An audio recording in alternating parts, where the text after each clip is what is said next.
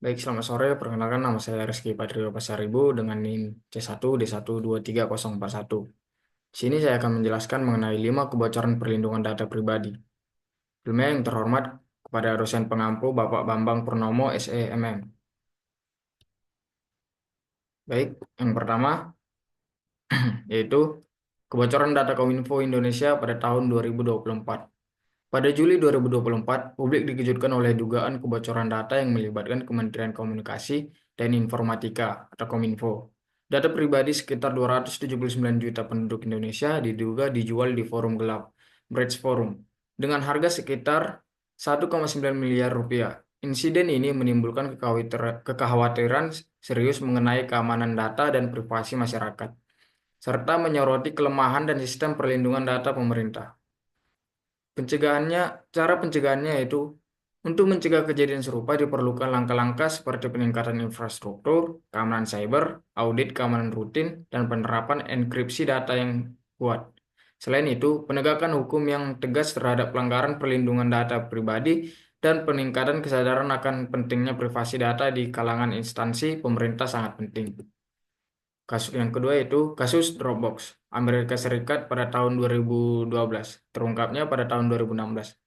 Dropbox mengalami kebocoran data yang mengekspos lebih dari 68 juta akun pengguna akibat penggunaan ulang password yang sama di beberapa platform oleh karyawannya.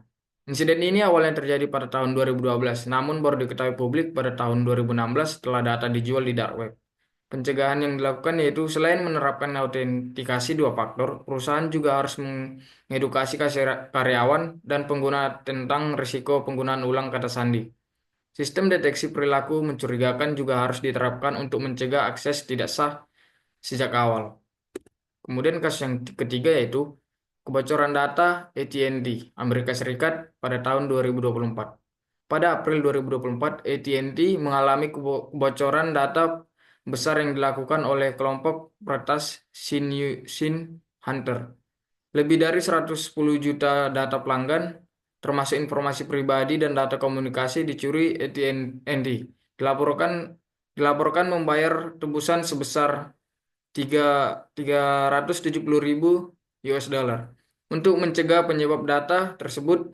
Namun insiden ini tetap menimbulkan kekhawatiran besar mengenai keamanan data pelanggan. Pencegahannya yang dilakukan yaitu perusahaan telekomunikasi harus memperkuat sistem keamanan cyber mereka dengan menerapkan enkripsi data end-to-end dan melakukan audit keamanan secara berkala. Pendidikan keamanan cyber bagi karyawan juga penting untuk mencegah kesalahan manusia yang dapat dimanfaatkan oleh peretas. Kemudian kasus yang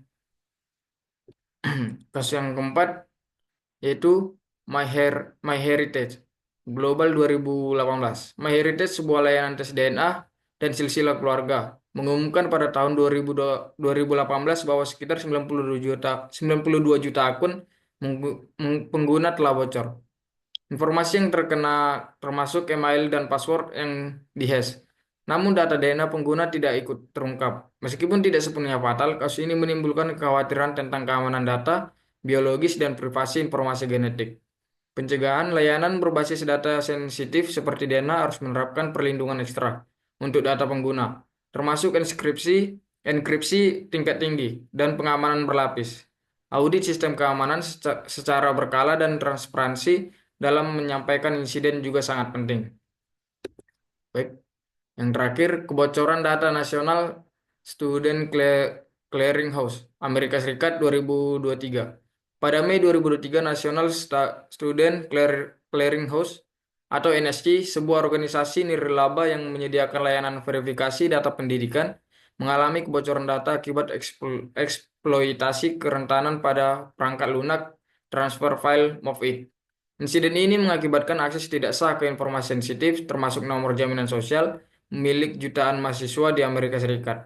Sebagai respon, NSC setuju untuk menyelesaikan gugatan dengan membayar 9,95 juta dolar dan menawarkan kompensasi hingga 12.500 dolar per individu yang terdampak. Pencegahan organisasi yang menangani data sensitif harus secara rutin memperbarui dan memantau sistem keamanan mereka, terutama perangkat lunak, pihak ketiga yang digunakan, penerapan enkripsi data, audit keamanan berkala, dan pelatihan karyawan tentang praktik. Keamanan cyber juga penting untuk mencegah insiden serupa. Baik, terima kasih atas perhatiannya. Sekian presentasi dari saya. Selamat sore.